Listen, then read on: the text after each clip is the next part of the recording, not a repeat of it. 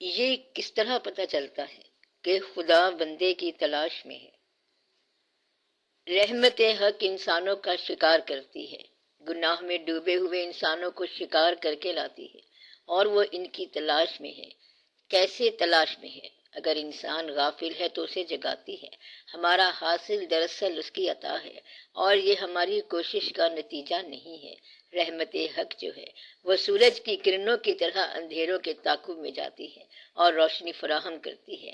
رحمت حق جو ہے یہ گناہ گاروں کے تعاقب میں جاتی ہے کہ کدھر غافل پھرتے ہو، ادھر آؤ۔ پھر کوئی نہ کوئی جلوہ خود یا کوئی جلوہ دینے والا بندہ وہاں پہنچ جائے گا اور آپ کا احساس بدل جائے گا۔ یہ ہے رحمت حق۔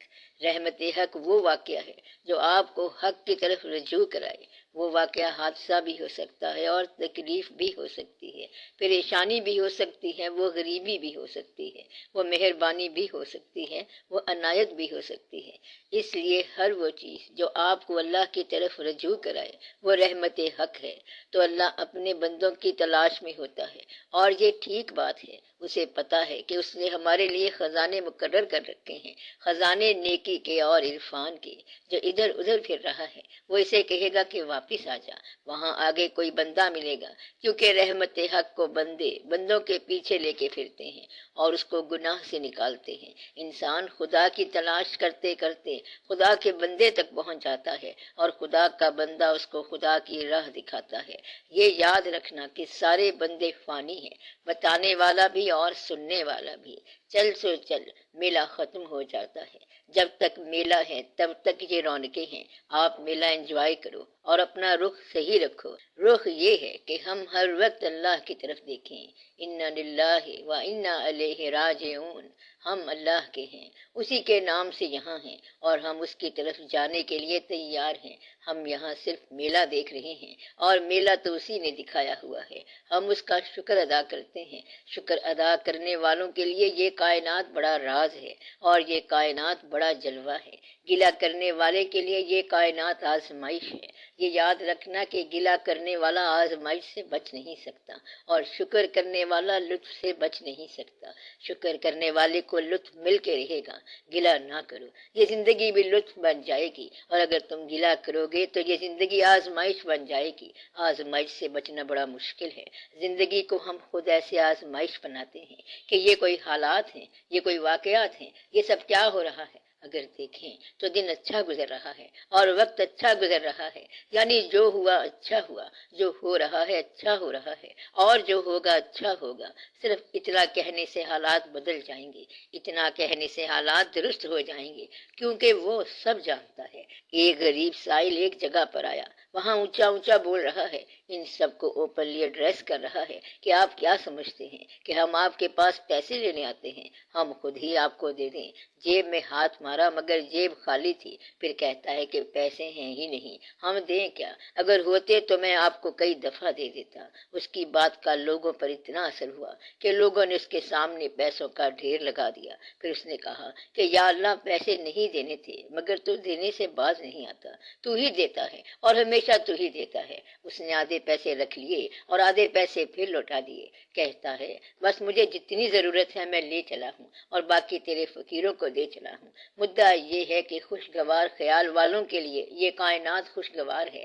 ظریف کو ظرافت مل جائے گی، رونے والے کو رونے کا وقت مل جائے گا۔ وہ قبرستان میں گیا تو اس کے پاؤں کے نیچے کھوپڑی آ گئی، تو اس نے رو کر یہ شعر کہا، کل پاؤں ایک کاسائے سر پہ جو پڑ گیا، یکسر وہ استخواں شکستوں سے چور تھا، کہنے لگا کہ دیکھ کے چل راہ بے خبر، میں بھی کبو کسی کا سر پر غرور تھا۔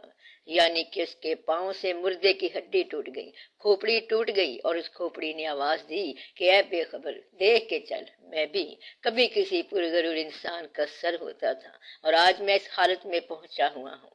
ایک جگہ دو آدمی تھے، ایک ہنس رہا تھا اور دوسرا رو رہا تھا۔ اس نے پوچھا تو ہنس کیوں رہا ہے؟ کہتا ہے مجھے تیرے رونے پہ ہنسی آ رہی ہے۔ اور تو کیوں رو رہا ہے؟ تیری ہنسی پہ تو مجھے رونا آ رہا ہے۔ تو بات اتنی ہے، رونے والا رو رہا ہے اور ہنسنے والا ہنس رہا ہے۔ یہ کائنات دونوں کے لیے الگ جلوہ ہے۔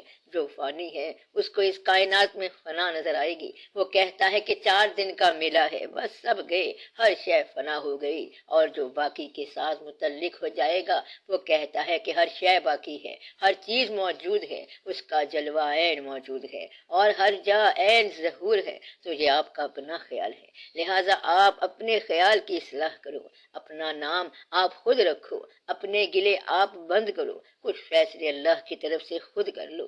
پہلا فیصلہ یہ کرو کہ تم نے راضی رہنا ہے کہ نہیں رہنا۔ راضی وہ ہے جو تقاضا نہ کرے، جو سائل ہوتا ہے وہ آواز لگاتا ہے، سوال پورا ہوا اور وہ جائے اپنا کام کرے، مگر طالب ہوتا ہے دروازے پر بیٹھنے والا اور وہ سوال نہیں کرتا۔ بس طالب ہونا جو ہے وہ بہت بہتر ہے کہ وہیں کے ہو رہو، جو وہ عطا کرتا ہے اس میں راضی ہو جاؤ، وہ ضرور عطا فرماتا ہے۔ شکر کی کیا کیا صورتیں ہو سکتی ہیں؟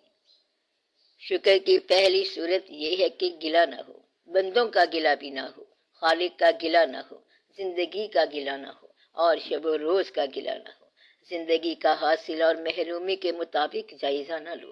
شکر کی تعریف یہ ہے کہ زندگی کو حاصل اور محرومیوں کی شکل میں نہ تو لو کہ کیا کھویا اور کیا پایا ہے۔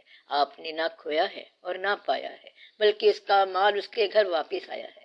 بس یہ سیدھی سادی بات ہے، اس میں کھونا نہیں ہے اور پانا نہیں ہے، صرف آنا ہے اور چلے جانا ہے۔ اور شکر کی بات یہ ہے کہ زندگی میں اپنے کمفرٹ کو، عافیت کو عطا کرنے والے محسنوں کو تلاش کرو اور محسن کے احسان کا شکریہ ادا کرو۔ اللہ تعالیٰ نے شکر کی یہ شکل بتائی ہے کہ جس نے انسان کا شکر نہ ادا کیا اس نے میرا کیا شکر ادا کرنا ہے۔ اپنے ماں باپ کا شکر ادا کرو، یہ فرسٹ اور فارموسٹ ہے، انتہائی اہم ہے، اور جب ان کا شکر ادا کر لیا ہے تو اپنے محسنوں کا بھی شکر ادا کرو۔ اپنے ان کوا کا شکر ادا کرو جو آج تک مفلوج نہیں ہوئے، ہاتھ کا شکر ادا کرو کہ اس کی مہربانی ہے کہ ابھی تک چل رہا ہے، ورنہ ہاتھ شل ہو جاتے ہیں۔ جو گیا اس کو بھول جا اور جو بچا اس کا شکر ادا کر۔ شکر کی تعریف یہ ہوتی ہے کہ شکر تکالیف میں گنگناتا ہے، تکالیف کا اعلان نہ کرنا شکر کی انتہائی شکل ہے، تکلیف کا اظہار نہ کرنا شکر کے درجے میں داخل ہونے کے برابر ہے۔ پہلی بات تو یہ ہے کہ تکلیف کو برداشت کرنا آدھا شکر ہے، پھر تکلیف پہ مسرت کر کہ اللہ کو یہی پسند ہے۔ کسی زمانے میں اس نے راحت کی چٹھی لکھی تھی، وہ بھی اسے بڑی پسند تھی اور وہ بھی اس نے لکھی تھی۔ اب یہ چٹھی آ گئی ہے تو یہ بھی پسند کر۔ چٹھی تو اس کی ہے، پھر اور چٹھی آئے گی کہ دستخط کر کے فوراً آ جا، تو وہ بھی قبول کرنا۔ گھبرانے والی کوئی بات نہیں ہے۔ شکر کرنے والا انسان اپنی نعمتوں میں جو اس کے پاس ہے اس میں لوگوں کو شریک کرنا پسند کرتا ہے۔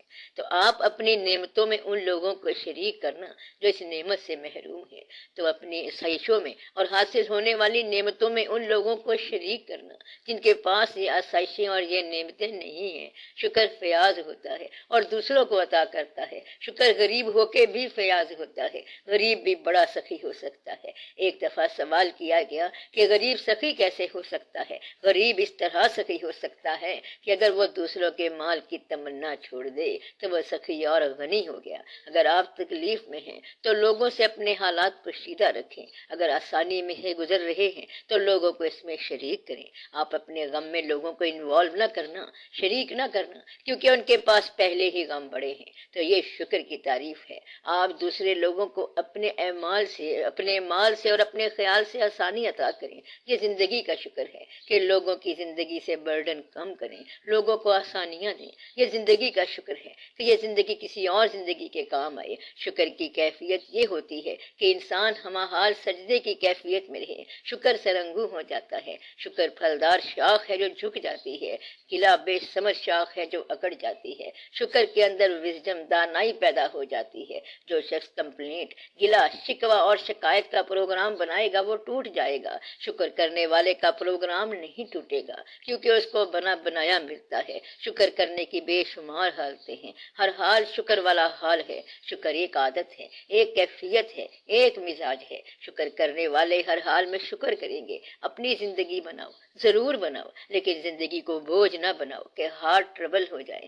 زندگی گزر رہی ہے تو بس گزر رہی ہے، آج کا دن گزرا تو شکر ہے کہ آج کا دن تو گزر ہی گیا، شام آئی ہے آج کی، کیونکہ صبح آپ کہہ رہے تھے کہ شام نہیں ہوگی، دن بڑا مشکل ہے، کیسے گزرے گا، مگر یہ گزر گیا، پھر یہ گھڑی بھی گزر جائے گی، تب مرنے کا ایک وقت آئے گا، پھر کیا ہوگا، سب ہو ہی جائے گا۔ اس لیے یہ وقت کشاں کشاں گزرتا جا رہا ہے، آپ سکون سے، آرام سے، اللہ کے رحم سے اور شکر سے چلتے جائیں۔ اب کسی پیغمبر نے نہیں آنا، اور مسلمانوں کو دقت یہ ہو رہی ہے کہ آپ نے ماضی سے رابطہ کرنا ہے، مستقبل سے رابطہ نہیں کرنا۔ پرانے زمانے میں یہ ہوتا تھا کہ جہاں کوئی تعلیم سمجھ نہیں آتی تھی تو نیا پیغمبر آ جاتا تھا، مگر اب نہیں آئے گا، اب اولیاء کرام سے رابطہ ہوگا۔ جس بزرگ سے آپ کی نسبت ہو اس کے لیے میں آپ کو بات بتا رہا ہوں، جس بزرگ سے آپ کی نسبت ہو، ماضی میں اس کے نام سے وابستہ ہو جانے کے بعد اپنے عمل کا جائزہ لے لو، وہ کام کرو جو انہوں نے کیا کہ یہ کام وہ کیا کرتے تھے، یا وہ کام نہ کرو جو آپ کے خیال میں ان کو پسند نہ ہو، پھر آپ کو فیض مل جائے گا۔ کسی بزرگ کی پسند کا خیال رکھنا ہی اس سے فیض لینے کے برابر ہے۔ آج کی زندگی میں کل کے بزرگوں کا خیال رکھنا فیض ہی فیض ہے۔ آج کے دور کا انسان بڑا مصروف ہے۔ کسی نے پوچھا کہ تو کسے یاد کر رہا ہے؟ کہتا ہے میں ماضی کو یاد کر رہا ہوں، ہمارے بزرگ ہیں، ہم ان کو مانتے ہیں، جن کو آپ مان رہے ہیں تو ان کا فیض تو ہو گیا۔ یہ زندگی جس میں لوگ کسی کو نہیں مانتے، آپ ماننے والے پیدا ہو گئے، اور یہ فیض کی دلیل ہے۔ فیض کی ابتدا یہ ہے کہ انسان ماننے والا بن جاتا ہے، ماننے والا یقین سے مانے تو فیض لینے والا بن جاتا ہے۔ پھر جب اس بزرگ کا عمل آپ کی زندگی میں اتر جائے تو پھر یہ اور قسم کا فیض ہو گیا۔ اگر آپ کا عمل ان کی خوشنودی کا باعث بن جائے تو پھر آپ کے لیے اور طرح سے آسانی آ گئی، فیض آ گیا۔ تو آپ اپنے اعمال کو ان کی نسبت سے کیا کرو، بزرگوں کو یاد رکھا کرو اور شکر کیا کرو کہ آپ کو اسلام عطا ہوا۔ آج لوگوں کو اسلام کی بات سمجھ نہیں آ رہی، جب سمجھ آئے گی تو کافر چیخیں گے۔ اللہ تعالیٰ نے فرمایا ہے کہ وہ وقت آئے گا کہ جب کافر جو آج مال پر اتراتا ہے اور فخر کرتا ہے زندگی کی کامیابی پر، وہ زور سے چلائے گا کہ کاش میں مٹی ہوتا۔ اس دن کے لیے آپ آج ہی فیصلہ کرو۔ اس دن میں خوش رہنے کا آسان طریقہ کیا ہے؟ آج کا غم بھی قبول کرو، بس ہمیشہ کے لیے زندگی خوش ہو جائے گی۔ کیا ہمیں تبلیغ کرنی چاہیے؟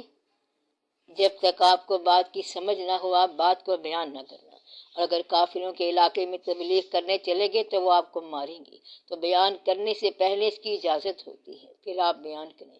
آپ اگر سمجھے بغیر جا کے بیان کرنا شروع کر دو کہ صاحبان مہربان سنو اسلام کی بات، تو دوسرے آدمی آپ کو اڑا کے رکھ دیں گے۔ حکومت اسلام نافذ نہیں کر سکتی۔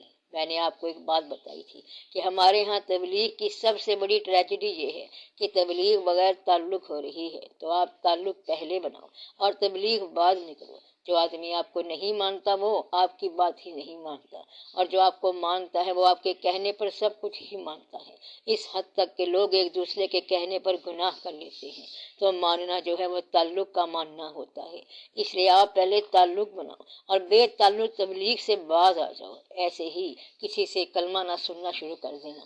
آپ کو تبلیغ کا حق ہے، آپ پہلے تعلق بناؤ پھر تبلیغ کرو، تاکہ ان کو آپ کی بات سمجھ آئے اور آپ کو ان کی بات سمجھ آئے۔ خالی تبلیغ کرنے کا کیا فائدہ؟ اگر آپ کو تبلیغ کرنے کا شوق ہے تو اس کے لیے آپ کو اجازت لینی پڑے گی کہ میں نے تبلیغ کرنی ہے۔ آپ کو یہ نصیحت ہے کہ آپ تبلیغ نہ ہی کرو، خواہ مخواہ لوگ آپ کو پریشان کریں گے اور آپ کا مذاق اڑائیں گے۔ اب آپ لوگوں کے لیے دعا کرنی چاہیے۔ یہ دعا کرو کہ اللہ تعالیٰ آپ کو دینی اور دنیاوی طور پر کامیاب زندگی عطا فرمائے۔ یہ دعا کرو کہ اللہ تعالیٰ ان مشکلات کو دور فرمائے جو آپ کے دنیا کے راستوں میں رکاوٹ بنی ہوئی ہیں اور جو آپ کے دین کے راستے میں رکاوٹ ہیں۔